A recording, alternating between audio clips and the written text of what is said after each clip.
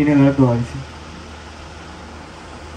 এটা সবসময় আমাকে এনিটাইম পকেটে রাখতে হয়, মানে কখন যে বলা যায় না যে আমার শ্বাসকষ্ট উঠবে। আন্দোলন করতে গিয়ে 8টা বুলেট খাই। প্রথম বুলেট খাই 18 জুলাই 4টা। সেই 4টা বুলেট আমি ময়নার কাটা এবং সুই দিয়ে নিজে নিজে বাইর করি। কি কারণে? মেডিকেলে নিয়ে গেলে আমাকে অ্যারেস্ট করা হবে, এই ভয়ে, জীবনের ভয়ে আমি মেডিকেল গেলাম না। নিডেল দ্বারা ময়নার কাটা দিয়া নিজে নিজেই সুইগুলো সোলার বুলেটগুলো বাইর করলাম।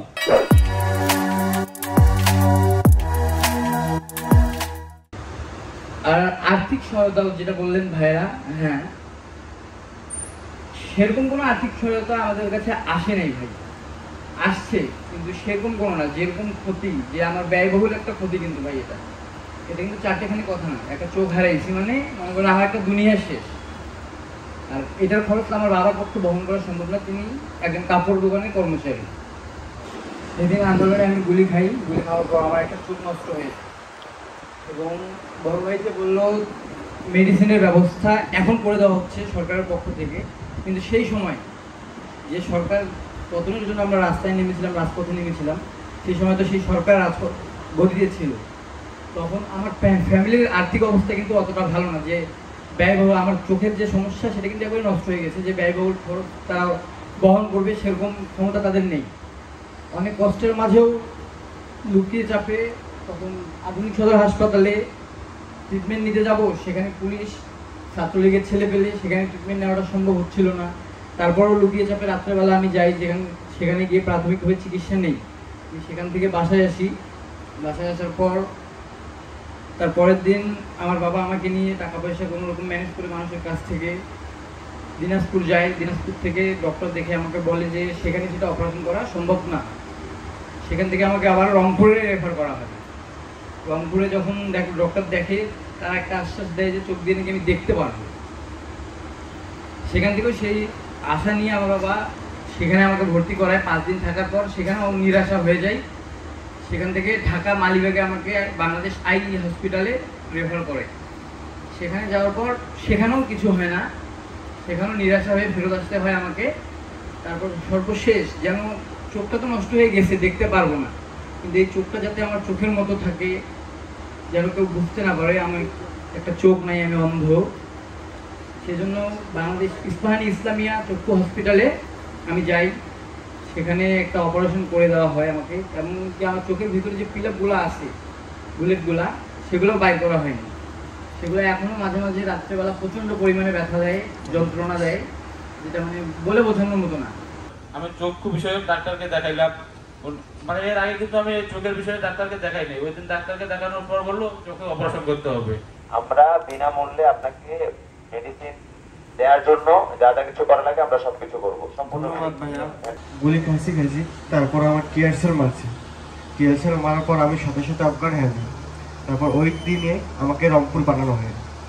রংপুর থেকে আমি 4 দিন পরে আসি, আবার রংপুর সিএমএস পাঠা হয়। তারপরে আমার মনে করেন যে খুব আমার যে শ্বাসকষ্ট, এই গ্যাসটা খাওয়ার পর আমার যে শ্বাসকষ্ট উঠছে, মানে এটা আমি আর সহ্য করতে পারি না। মানে এমন সিরিয়াস অবস্থা আমার, আমি নিজেকে নিজে সত্যি ভাবতে পারি না। তার জন্য আমাকে দেওয়া হয়েছে ইনহেলার দেওয়া হয়েছে। এটা সবসময় আমাকে এনিটাইম পকেটে রাখতে হয়, মানে কখন যে বলা যায় না যে আমার শ্বাসকষ্ট উঠবে।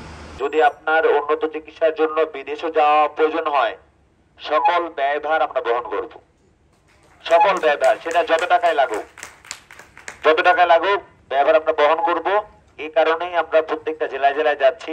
আমাদের পক্ষে আসলে সারা বাংলাদেশের আমাদের যারা আহত যারা হয়েছেন তাদের কাছে রিচ করাটা আমাদের জন্য ডিফিকাল্ট, যেহেতু ঢাকা থেকে আসলে উত্তরবঙ্গে আসাটা অনেক ডিফিকাল্ট। সেই জায়গা থেকে আমরা এই কারণে সংঘবদ্ধ হচ্ছি, আমরা আপনাদের কাছে আসতেছি, যে আমরা আপনাদের কাছে আসলাম, আপনার কথাগুলো শুনলাম, এবং আপনাকে সহযোগিতা করার জন্য যা যা কিছু করা লাগে সবকিছু আমরা এখন থেকে করতে পারবো। যদি আমরা না আসতাম তাহলে কিন্তু আমরা জানতাম না যে আপনি এত বড় একটা সাফারার হচ্ছেন। সেই জায়গা থেকে আপনার চিকিৎসার পূর্ণ ব্যয়ভার আমরা বহন করব। এই সরকার বহন করবে এবং আপনার মেডিসিনের জন্য যা টাকা পয়সা লাগে সবকিছু সরকার বহন করবে। আপনারা হচ্ছে আমাদের বাংলাদেশের প্রথম অগ্রাধিকার। সকল চিকিৎসার ব্যয়ভার আমরা গ্রহণ করব। আপনার নাম এবং ঠিকানা সবকিছু আমাদের কাছে দিয়ে যান, আমরা আপনাদের সাথে যোগাযোগ করে যা যা কিছু করা লাগে আপনাকে আমরা অবগত করবো। ধন্যবাদ। আমার অজস্র প্রায় 200-র মতো স্প্লেন্ডার যে বুলেটগুলো এগুলো আমার ভিতরে আছে। আমি কিছু বের করছি, এখনো আমার অনেকগুলো আছে যেগুলা মানে চিকিৎসা অসম্ভব হয়ে উঠেছে। মানে ডাক্তার আমাকে বলে, আমি বলি স্যার আমার ভিতরেতে আমি বুঝতে পারি না, আপনাকে আমরা ঢাকা নিয়ে যাব, ইনশাল্লাহ সেখানে হবে। সেখানে না হইলেও আপনারা জানেন হয়তো বা আমরা ইতিমধ্যে প্রায় 7 জনকে আমরা কিন্তু থাইল্যান্ডে পাঠাচ্ছি। 7 জন এমার্জেন্সি, একবারে সিরিয়াস এমার্জেন্সি সিলেক্ট করে 7 জনকে থাইল্যান্ডে পাঠাচ্ছি। তো চিকিৎসার ক্ষেত্রে আমাদের ভাই বোন যারা আছে আহত, তাদের জন্য সর্বাধিকার আমাদের ডক্টর মোহাম্মদ ইউনূস অন্তর্বর্তীকালীন প্রধান, উনি বলছেন স্যার গতকাল ওনার ভাষণটা আপনার শুনবেন, সেখানেও কিন্তু স্পষ্টভাবে শহীদ পরিবার এবং আহত পরিবারদের কথা বলা হয়েছে।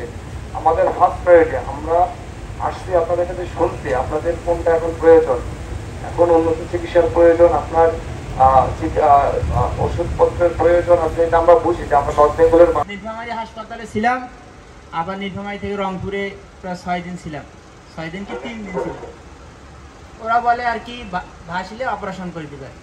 এই স্বৈরাচারী সরকারকে দেশ ত্যাগ করতে বাধ্য করেছে, তাদেরকে শহীদি সম্মাননা দেওয়া হোক এবং যারা আহত হয়েছে তাদের শিক্ষা যোগ্যতা বিবেক বিবেচনা করে তাদেরকে একটা কর্মস্থান দেওয়া হোক।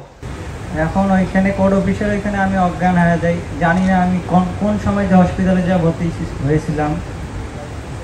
যখন আমার জ্ঞান ফিরছে তখন আমি যে বুঝি যে আমি হসপিটালে ভর্তি হয়েছি, মিছিলে যাওয়ার পর আহত হয়েছে। এখানে এখন বর্তমান 250+ বুলেট আছে শরীরে, হাতে প্রায় 100+ বুলেট আছে, হাত অবশ হয়ে আছে আমার।